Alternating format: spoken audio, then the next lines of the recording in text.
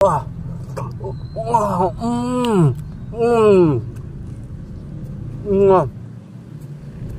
Maluwalhating araw sa inyo lahat mga kaibigan.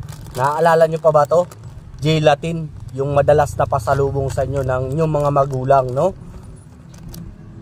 Ito ang ating iulam ngayon mga kaibigan. Bago ang lahat, ito pala ang inyong lingkod, OFW sa Pinas, si Mark, ang nagtitipid na manggawa dito sa Pinas. Pasimple-simple lang tayo sa trabaho at ordinaryong manggagawa lang ako. Kaya ang sahod ko ay 456 lang kada araw mga kaibigan. Kaya inuugali kong magtipid araw-araw. Hindi lang sa pagkain, sa lahat ng bagay. Try na natin to mga kaibigan. Kung masarap talaga, no? Kung masarap talaga pang ulam. Bagay na bagay to sa summer kasi makulay, oh.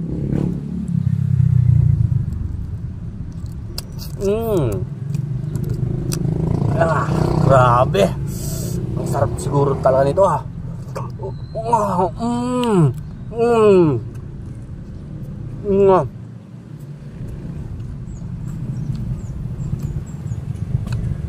The best. Ano kaya yun?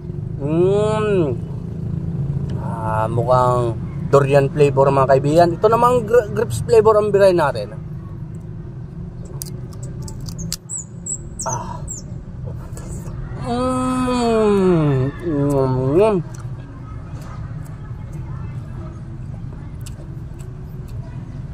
The best mga kaibigan. Ito naman kayong orange mga kaibigan.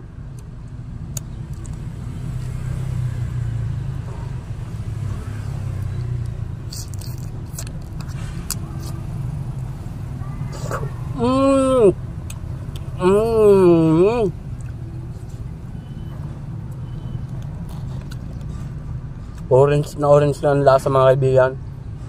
Alam nyo ba, yung isang balot ang bili ko nito ay 7-10 pesos lang.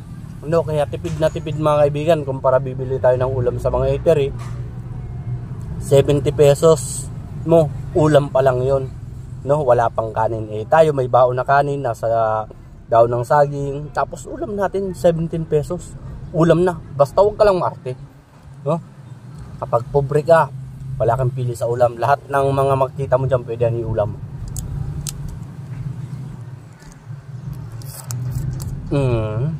Sarap din to.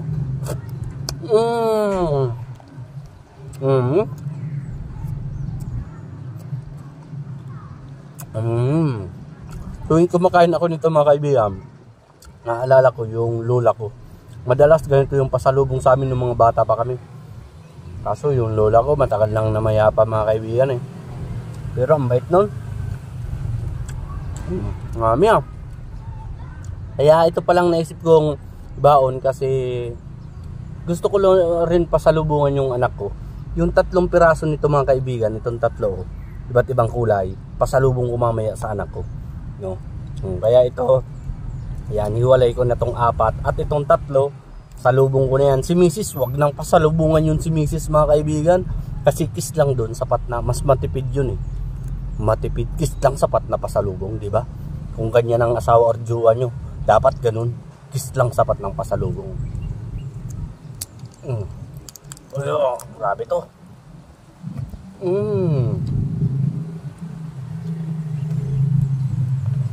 Ngamo.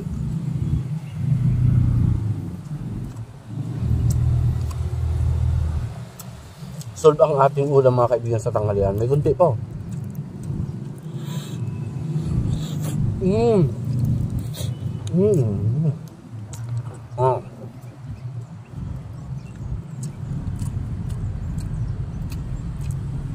Grapes ulit mga kaibigan. Diba? Grabe tayo magtipid mga kaibigan. Yung 20 pesos mo, may sukli pa ng 3 piso. Ganyan ako katipid. Pagtitipid ata, wala na makakatumbas sa akin dito sa Pinas, eh.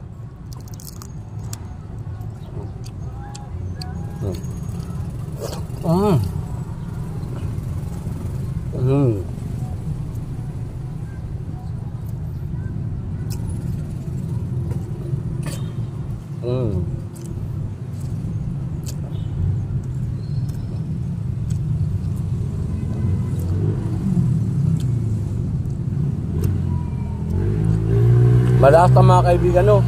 Halo-halo yung lasa, para lang tayo naghalo-halo ba? Kulang na lang yelo eh. Nandito pala tayo sa Goa mga kaibigan. Shoutout na lang sa mga taga Goa dyan. Dalawang piraso lang natitira mga kaibigan, kasi yung tatlo pampasalubong ko sa anak ko eh.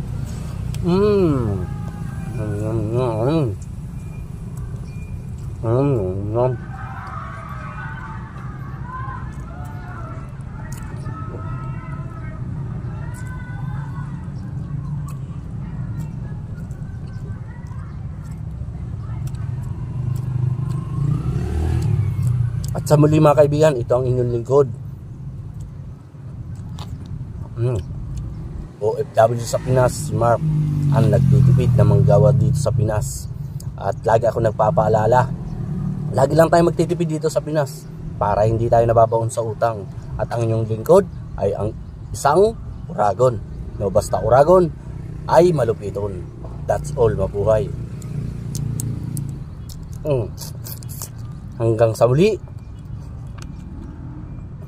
Paalam.